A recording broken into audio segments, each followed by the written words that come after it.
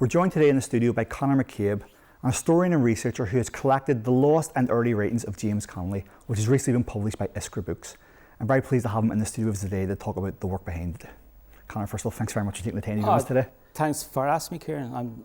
I'm delighted. So first of all, in terms of the book itself, I mean, it includes 68 pieces written by Connolly himself, as well as some secondary pieces sort of written about him, speeches and so on, newspaper reports. Over half, 37 of them are published, in full or for the first time, since his death. Over half of them are new to people. Can you just, I suppose, give us a quick sense, first of all, in terms of what is in the book, in terms of, Connolly's output? Yeah, the book kind of starts around 1888, 1889, which is the first letter we have kind of from him. On the letter itself, it's unsure, just from the writing, kind of which year it is, but it's around kind of that time. And it goes up to just before the first issue of the Workers' Republic that was published in the 13th of August 1898. It's a neglected period in terms of like James Connolly's kind of writings. There's a view out there that there's an early James Connolly and then there's a late kind of James Connolly. And I think if there's anything that kind of comes out in the book itself and the new rediscovered and completed kind of articles that are in it, is that there isn't really an early and a late kind of Connolly. He came to his kind of views and kind of analysis pretty early on in his mid kind of 20s, and also his Marxist kind of training and his Marxist kind of background really kind of comes forward. He's putting forward a very strong Marxist Republican, as we would say now, view of Ireland, but also a quite kind of Marxist view of Scotland and England. Because of the years of it, a lot of the writings is with Edinburgh and with kind of Scotland. He starts moving into more and more about Ireland around 1894, 1895 onwards, and you can see some of that must have been a very interesting period for him, because you can see some of his change in his ideas, or his kind of analysis. But in terms of the writings themselves, the first plan was just to publish what we knew, because we knew that there was stuff that hadn't been kind of not going to be republished. And when I started kind of delving into it, I found a brand new piece. And I went, oh my God, I have one piece, And then I found more of them. So the first one was kind of, this is great, it'll help the book. I can say I found one. And when I found 18 in the end, I was actually a bit kind of peeved, because I should not be finding so much news or kind of lost stuff by such a huge figure, and not just in Irish history, but a massive figure in terms of Irish left history. He just towers over everything. And it leads me to kind of conclude that Connolly has to be one of the most quoted and least read figures in Irish history. He's the most quoted, but he's the least read. And that was part of it then, was to do kind of two things, or three things then. One was to publish the known knowns. It used kind of that phrase.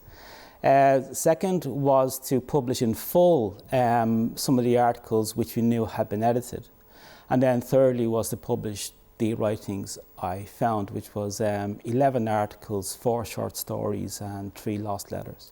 In terms of background, how was it you first got interested or first got involved in researching Connolly's early writings? Connolly's, he's such a figure that he's always there. Like since a teenager, like you buy kind of label in like Irish history, and then you get the 2-volume Connolly books or kind of new books at once, and you go, oh, well, how kind of Connolly? So he's always there. But really, why I went back into him now was for some of my own kind of research kind of reasons. What I research and can write books about is really Irish kind of capitalism, and actually existing Irish kind of capitalism, north and south, and very much from a Marxist background. And what I find in Connolly is that how kind of Marxists approach history, or should approach it, is that it's a canvas that's deep enough and wide enough to allow us to observe deep social and economic forces in motion. So we can watch these economic forces bounce off each other. And there are very few other kind of disciplines that allow that. It's not like it's actually how kind of climate studies works as well. The climate studies isn't based on the weather over 2 or 3 weeks. It's based over 30, 50, 100 years, because you need that time frame to observe these changes in like motion. And you should do anyway, once you get away from scripture, and we might get into that later on. That should allow you then to kind of see things. And for me, Connolly is a great help in that, because he's that rare bird. He's a Marxist in 1900s Ireland, writing and giving a very critical kind of Marxist view of those social relations that are going on. And he's observing the very particular kind of colonial class relations in the South. And that's what I find interesting. So in the process of doing that, I just said, well, feck it, I'll just, I have all the stuff anyway. I know that it's flawed. I might as well, I mean, this sounds a bit cocky, but this is a side project to the actual thing itself. It's a massive one now.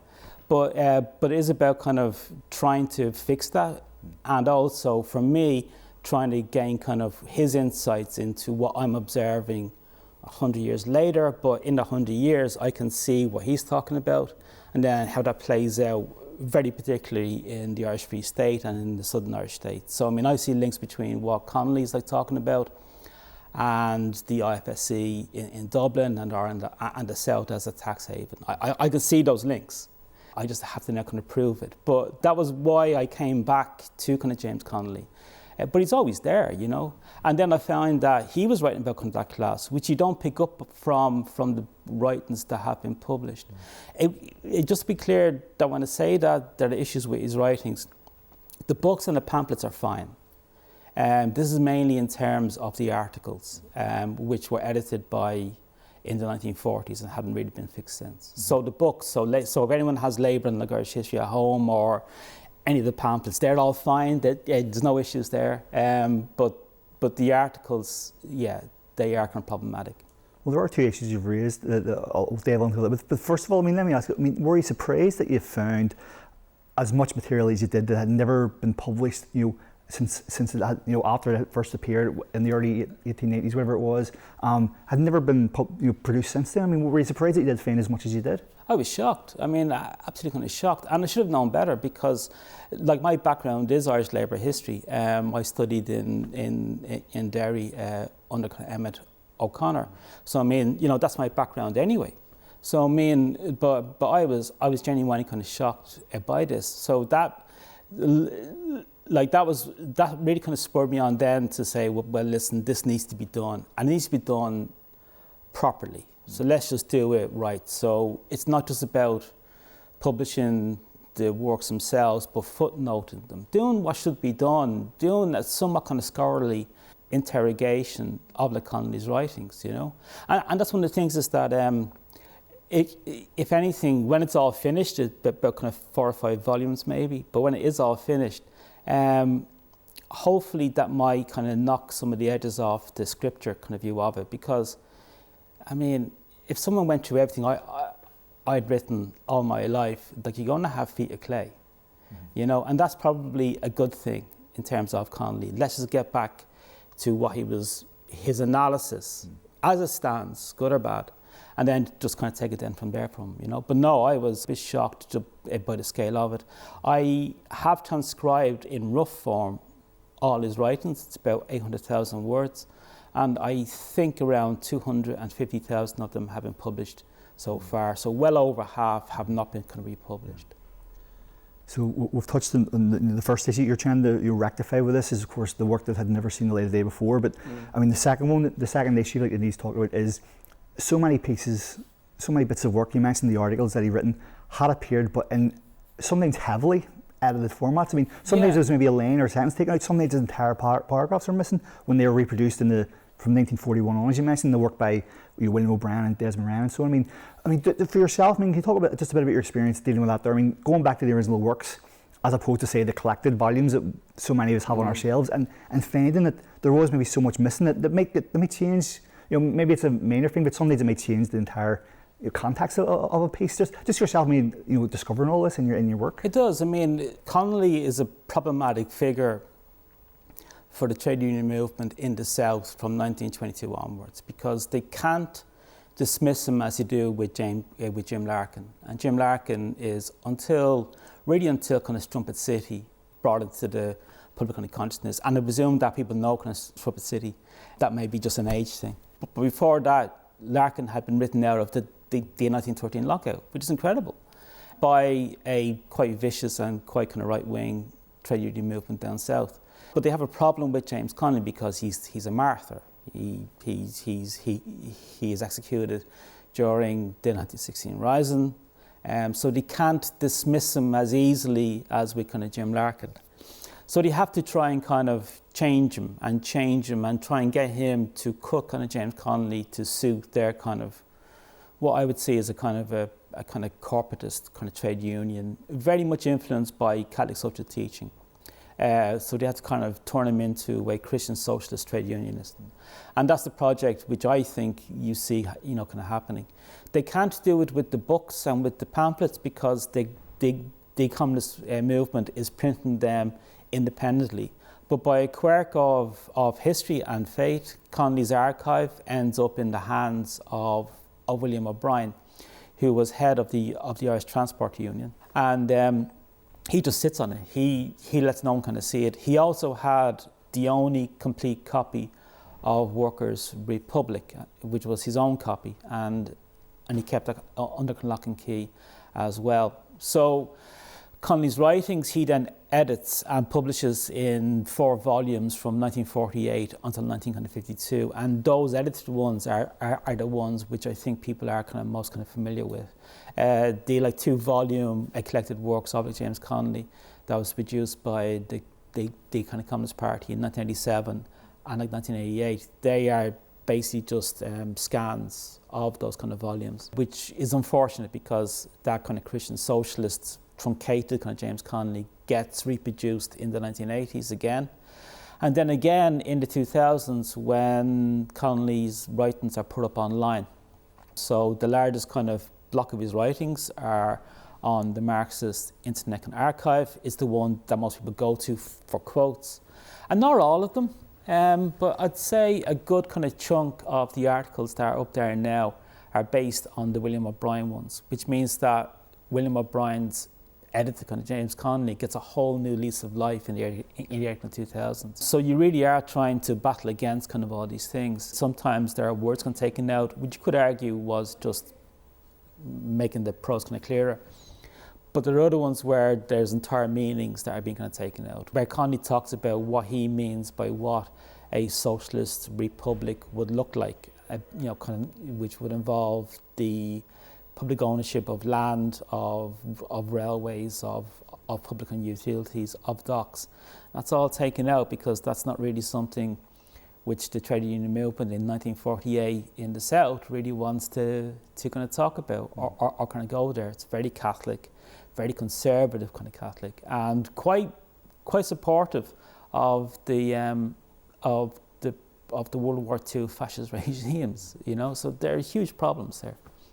Sometimes I think biographies of Connolly can tell you more about the biographer than Connolly himself sometimes. But I mean, now we're talking about the fact that his work that has been produced, I mean, it's not Connolly necessarily himself, it's people interpreting him or misinterpreting him for their own ends as well. I mean, in terms of, again, taking his legacy, and because you bring up, for example, William O'Brien was not above taking snippets to use against his own enemies, people like Jim Larkin as one example. I mean, and this is a legacy we've been dealing with for, over what, 80 years since the first collected works sort of appeared in the early 40s, and I mean, and I suppose even since O'Brien's death, I mean, all that collection has been in the National Library, and I mean, it's something, maybe it was naivete that people took it for granted that what was there was a genuine facsimile of what had been produced, but it seems strange now. I mean, look back, all the work you've put into it, and we're finding out now so much of what went on that in some ways did misinterpret Connolly and what he was trying to say and do. Yeah, I mean, there are a couple of historians who've done some really kind of sterling work. There's one historian,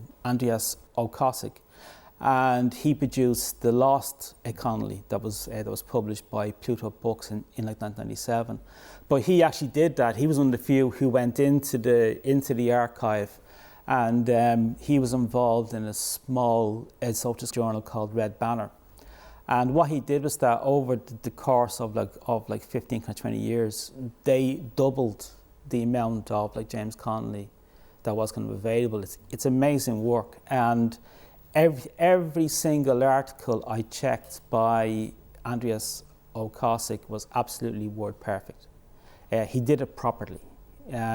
Fintan Lane is another who has done some really kind of great work in terms of finding stuff that was lost and giving us kind of new and giving us kind of nuances. So there really wasn't any kind of excuses, I have to say, unfortunately. William O'Brien did sit on that archive until 1968, and a year before he died, he handed it over to the National Library. So it's been in the National Library for 55 years now, and very, very few historians have actually kind of gone in and actually kind of done that thing.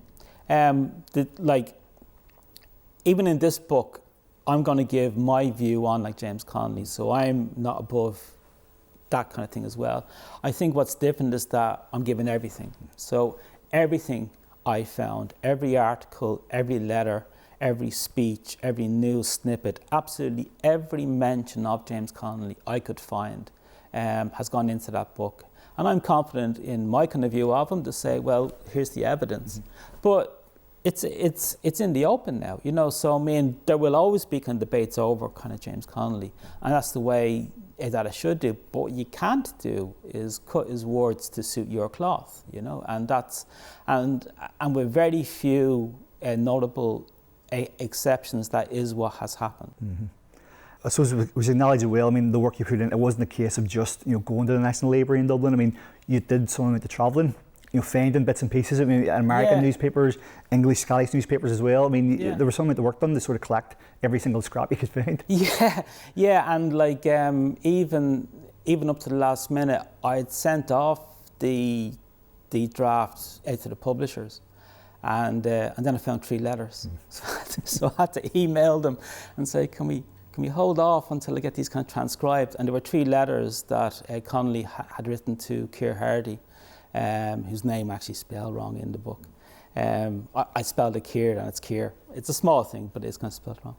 But I find kind of these 3 letters that are fascinating because it's Connolly talking about his own life in Dublin and the poverty he was in. And you can see from it as well that Keir Hardy was funding James Connolly, which then kind of brings into view that Keir Hardy and the Independent Labour Party probably had more of a role in the formation of the Irish Socialist Republican Party than William O'Brien, who was very anti-British trade unions in the South. He wanted to get rid of them, almost did as well, but it was found to be unconstitutional. There was a constitutional case, I think, in like 44. But so he was not going to say that the British Labour Party had a role in like formulating, the ISRP. But I think they do. I think kind of Connolly convinced kind of Keir Hardy that in Ireland anyway, you needed a separatist Labour Party. And he seems to be kind of on board. And also, you know, like, it's not the collected early writings of James Connolly, because I'm not going to fall into that trap. There's no way I caught everything. There's no way. So there's probably kind of more stuff out there. So I'm very, very careful saying that, no, this is not the volume 1 of the collected works, it's the early writings, and hopefully others will kind of find more.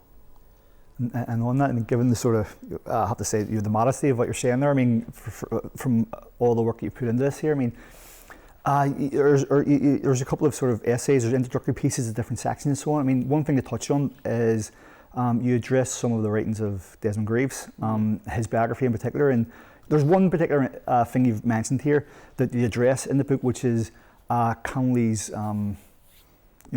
his career, perhaps in the British Army. And it's something, again, it's just, again, for so many of us, we've taken it for granted. Greaves wrote that Connolly spent, 9 years or so of his youth in the British Army stationed in Ireland for the most part. But I mean, there's obviously, I mean, again, given the level of work and research you've done into this here, I mean, it's something you've looked at, and I mean, there's a massive question around: is there actually any sources that back that claim up? Yeah, I mean, Greaves produced no evidence to back up his kind of assertion that Connolly spent 7 years in the King's Liverpool in the British Army.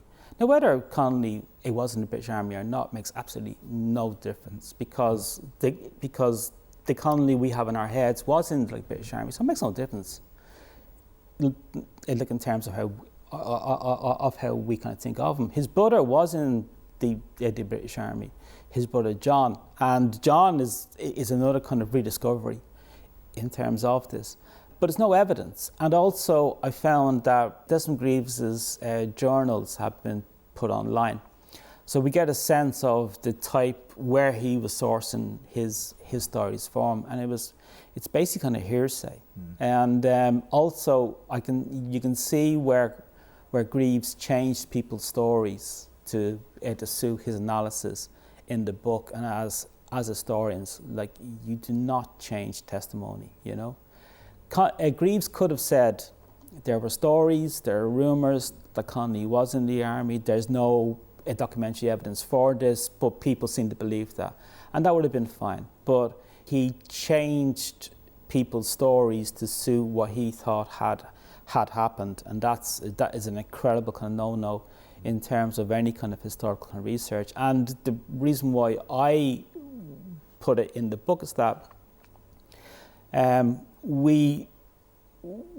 Connolly is in the 1881 census, and which was in April or May 1881, and he's listed as a baker's apprentice. And he next shows up in a letter he wrote to his future wife when he was in Dundee in 1888 or 1889, probably 1889. And what he did during those kind of 8 years, we don't know. But what has happened is that as we found out more and more kind of information about kind of James Connolly, later kind of biographers had to invent more stuff. So you had kind of Donald Nevin having like James Connolly leaving school when he was 10, because he had to do this because it's come out that Connolly worked in the tile factory as well. But if he's in the army from when he's like 14, then where do you kind of slot this from? Well, then you kind of move back. So now you're kind of having Connolly as a semi-illiterate child who's in the British Army, and it's, you know, first of all, it's quite kind of patronising for kind of James Connolly, and secondly, we are cutting off what is a very interesting period of this man's kind of formation to suit a thesis that has no documentary proof to it whatsoever. The story of James Connolly in the army, I think, is partly Connolly's fault. In 1899, he wrote an article for Workers' Republic where he says, "Oh, I'm quite familiar with the British kind of militia, you know, having slept in the same room as a member of it," and he's talking about his brother. But there's a split in the party in like 1903, and one of the people who ends up fighting with kind of James Connolly is a character called E.W. Stewart. He comes back onto the picture during the lockout, and he's an anti-Jim Larkin, anti-ITG-W, and he's involved in smear campaigns against kind of James Connolly, and they bring up this story about Connolly being in the Monaghan kind of militia, which is all, you can see where, like, how they phrase it, you can see that they're twisting kind of Connolly's words from this. And the story never shows up again until 1961 with Greaves, who is based on the stories of two men in their 70s who get other things wrong. But Greaves has a problem that he ignores the stuff that he knows that they've got wrong, and then takes the story for the British Army. But why is this wrong, but that's right? You need something else to kind of do this. And it's purely based on, I think, that he wanted just to say that he was in the army. And again, it could show up because like Connolly had very distinctive kind of handwriting. So with kind of AI, as documents get kind of scanned more, it is possible that we may find that handwriting somewhere. But regardless of that, we are left with a historian who's writing a biography of James Connolly who made stuff up. And unfortunately, almost every biographer after that followed in those footsteps. They didn't check, which again, always go back to the primary sources. It's drilled into us in terms of kind of historians. Always go back to it. And this is why. You touched on it there. I mean, the first piece that appears in this is a letter to his future wife Lily. He's around 20 years of age. I mean, so I suppose what can we say about the early Connolly from what you've been able to discover? I mean, and you've touched on his brother. I mean, that influence there. I mean, it's something that's kind of maybe not been given much consideration before now as well. It has. I mean, him and his brother were both heavily involved in the socialist movement in Edinburgh. They are thick as thieves. Any group that they're a member of, Connolly is either chairperson or his secretary, and his brother is either chairperson or kind of secretary, and they are just in the thick of it. In terms of they both try to organise Carters into a union. It doesn't go kind of too well, but they're kind of trying. What I found from it, and this came from actually footnoting kind of James Connolly, was just how extremely well read he was, because he would throw in quotes into his letters.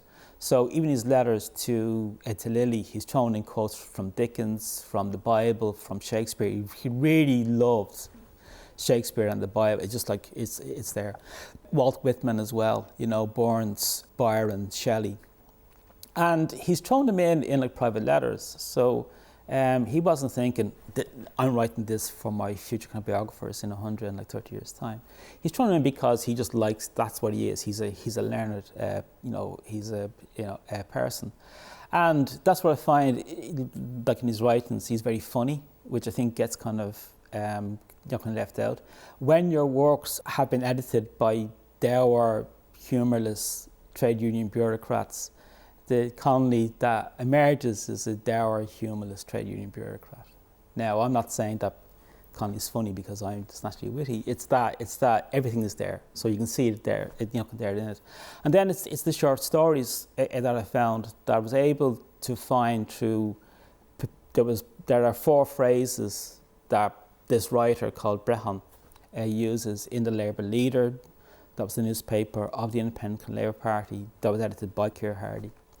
And in these pieces, there are 6 pieces kind of overall. There are certain phrases that Connolly uses and only Connolly uses. From memory, there's just one that always kind of sticks in my head. It's he had a face like a malahide codfish waiting for the tide to come in. And that particular sense of words is only used by James Connolly and by this guy called Brehan.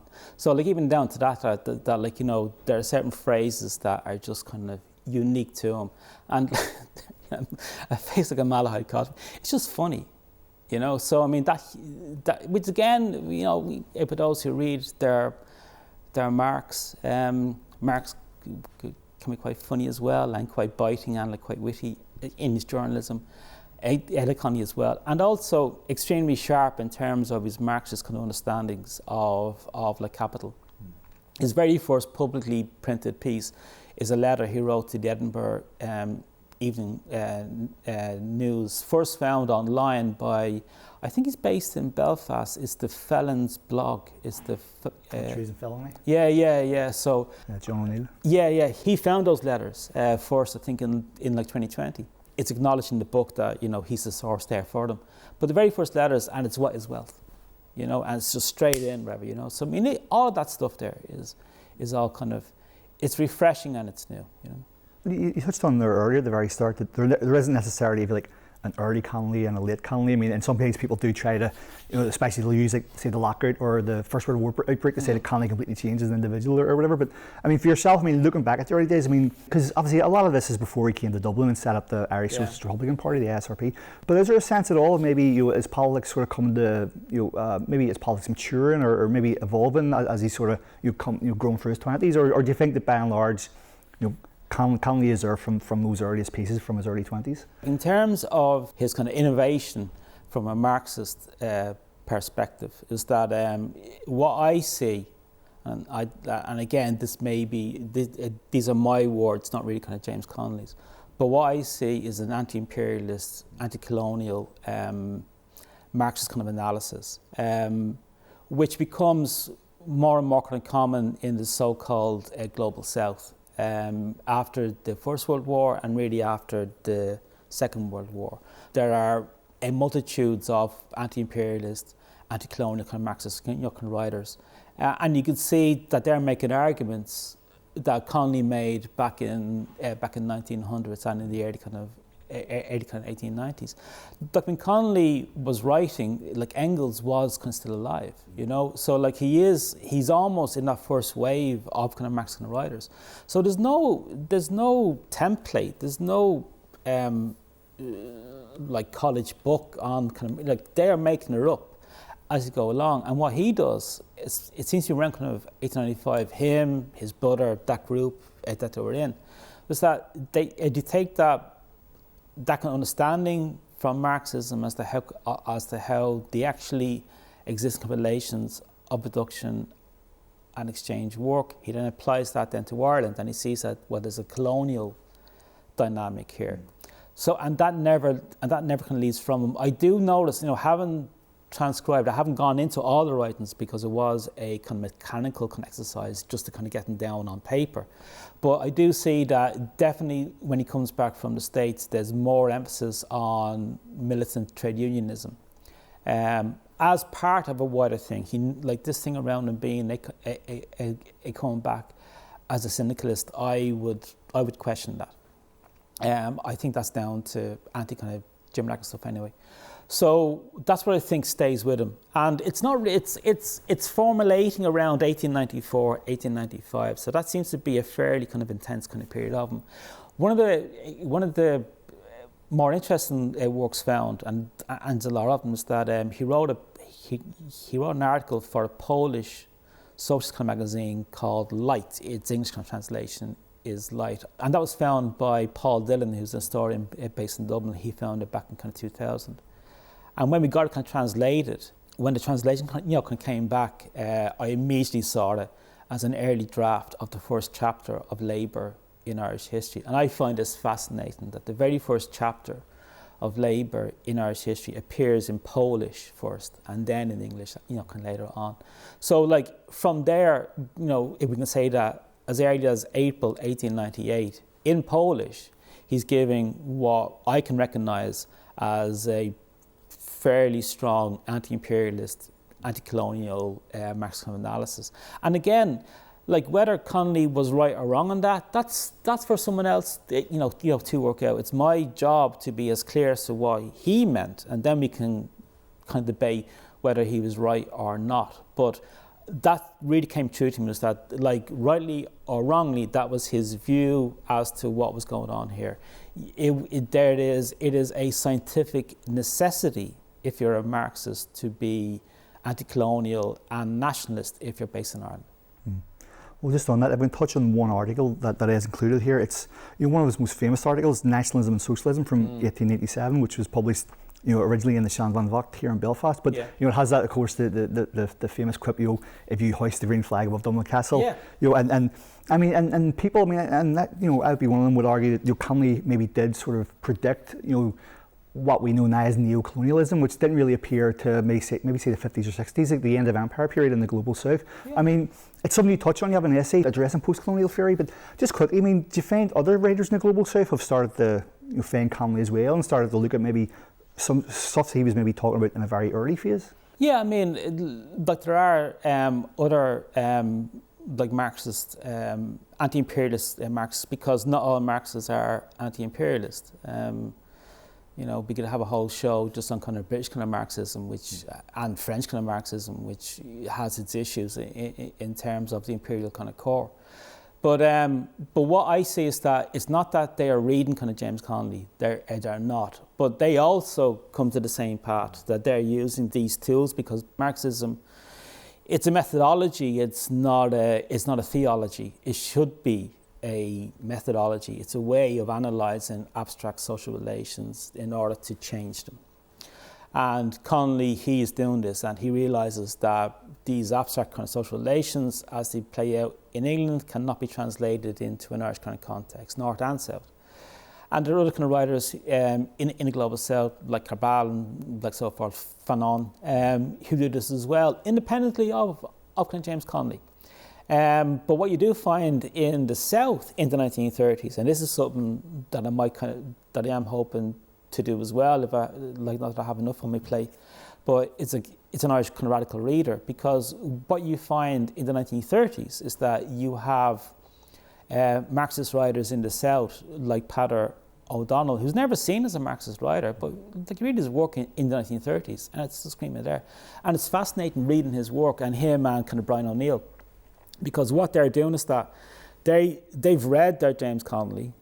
Connolly's warning about this kind of comprador middleman class, which is in any kind of colonial setup. He's saying that if they take over, you'll have kind of political form of self-rule, but you'll still be tied to the empire, and you'll be tied to it in a colonial way, not in the way that Manchester is, in a solely extractive kind of colonial way, you know, and that happens.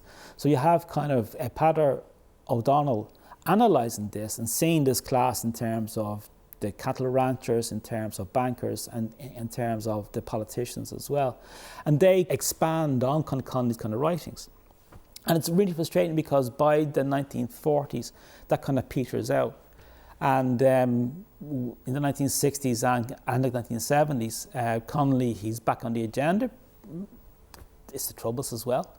But also, he's not, I kind of see that anti-imperialist kind of anti-colonial kind of ideas are being taken from the global south and then like transplanted onto Ireland, which is against what Connolly had done. Connolly was all about, well, how does it exist here? And then you build up your theory from that. So we get kind of world systems theory or kind of underdevelopment theory, you know, which makes sense in a South American kind of a context. It doesn't quite fit for here, but we don't have to. We have Connolly, and we have kind of Peadar O'Donnell and like Brian O'Neill. So there are kind of anti-imperialist kind of Marxist kind of writings there. And I think that's interesting kind of going forward, because I definitely see a parallel with the rancher class and the IFSC, you know, down south, but that's another day's work. Yeah. Well, let me ask, when we talk about the next day's work, I mean, this work's complete now, it's been published, it's out there. I mean, right now, are you planning to do anything with Connolly's later writings? I mean, given that a lot of the work, I assume, has already been done.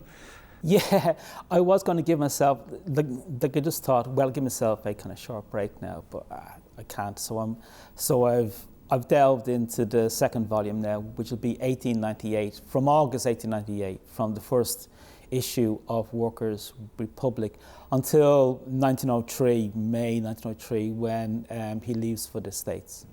So it's a natural kind of break-off kind of period then.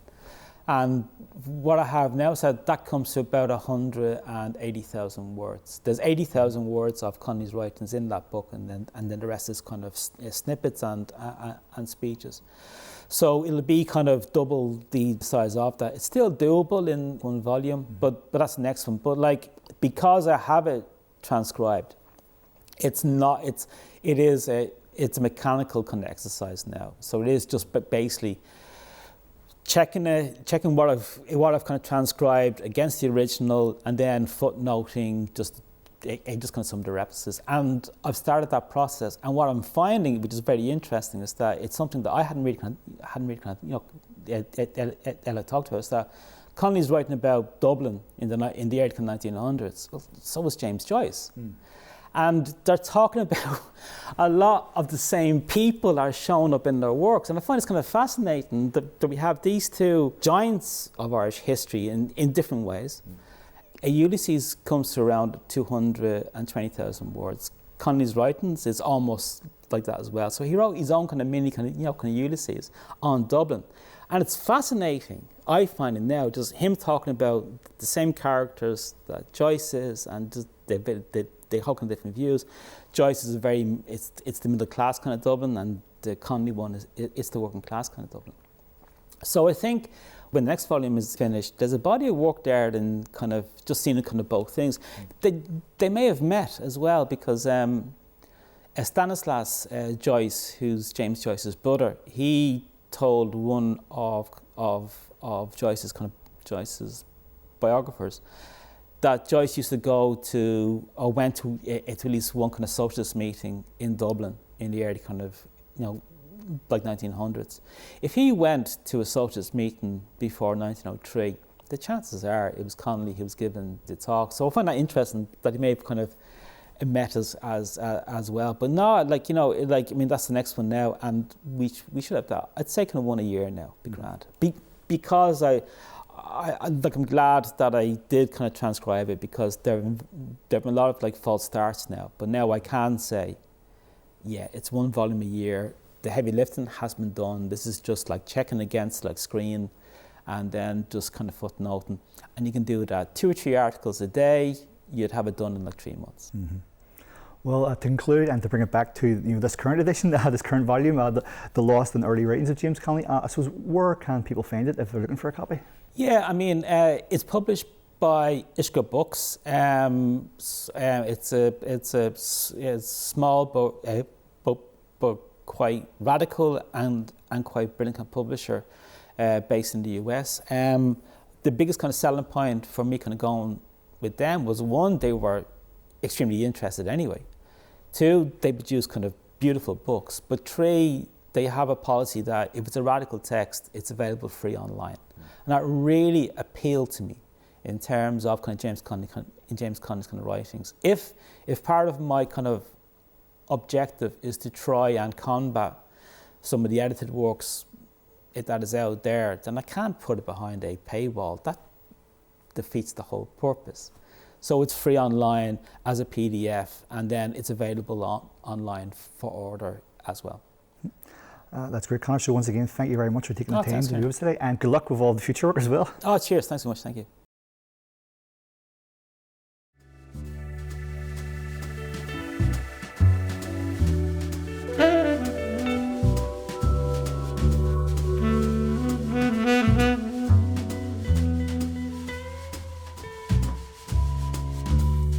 Mm-hmm.